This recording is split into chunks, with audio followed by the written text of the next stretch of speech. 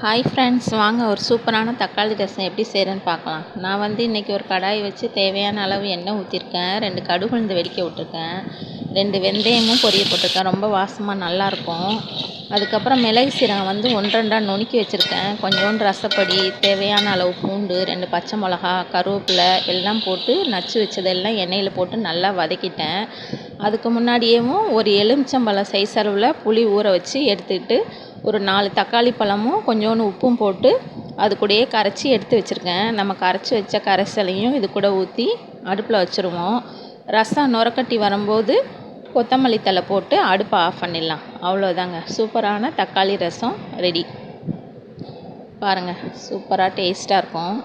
எப்போயுமே மிளகு சீரகம் கொஞ்சம் நுணுக்கி எடுத்து வச்சுருப்பேன். அதனால் பூண்டு, பச்சை மிளகா, கொத்தமல்லி, கருவேப்பிலை மட்டும் நச்சு போட்டு தாளித்து விட்ருவேன் டக்குன்னு. ரசப்பொடியும் கொஞ்சம் சேர்த்துக்கிடுவேன் கடையில் வாங்கினது.